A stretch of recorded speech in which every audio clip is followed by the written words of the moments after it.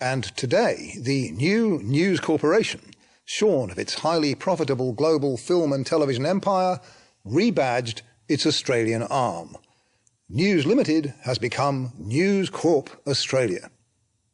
Most of its major newspapers have now joined the Australian and the Herald Sun by putting up their own paywalls. It's fashionable among some, especially younger consumers, to scoff at the so-called legacy media. They've never paid for news, they say, and never will. But here is a very small sample of the stories that the mainstream commercial media have broken in the past 5 years. For years, Graham Reeves was allowed to practice, despite a series of horrific incidents and complaints from hospitals and patients. And even now, the health watchdogs say they can't or won't investigate him. Desperate hours of island rape victim. The community police officer on the island was not prepared to walk around to the crime scene in the rain. Revealed the RBA's dodgy global deals. Security Proprietary Limited, half owned by the Reserve Bank of Australia, has made a substantial number of commission payments to agents, including some previously implicated in corruption scandals. Exposed. Obeid's secret harbour deal. Former Minister Eddie Obeid's family has controlled some of Circular Quay's most prominent publicly owned properties by hiding its interests behind a front company. Those stories were by Ross Coulthart of Nine's Sunday programme, now with Seven's Sunday Night. The Australians' Tony Kosh. The Age's Richard Baker and Nick Mackenzie.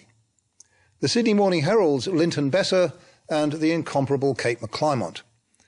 They're some of the handful of real investigative journalists still working for Australia's commercial media.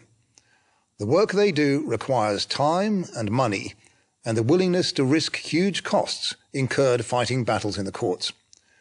More generally, the stories broken in the mainstream media provide us with our talking points, with the raw material that holds our society together. The ABC and SBS are valuable institutions, but they can't and shouldn't do that job on their own. So my parting plea is this: whatever your politics or your preferences, and even if you've never bought a newspaper, start subscribing to at least one media website. Whether it's the Herald Sun or New Matilda, Crikey or the Sydney Morning Herald, old media or new, pay just a little to keep real journalism alive. Media Watch regularly shows you the worst, but the best, I still believe, is worth paying for. That's it from me. My thanks to the Media Watch team. They've been a real pleasure to work with, and especially to my executive producer, Lynn Buckfield.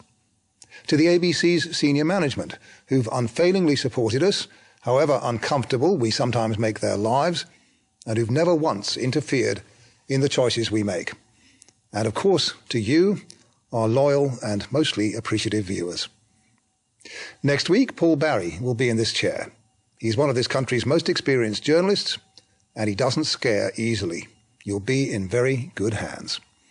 And now from me, good night and goodbye.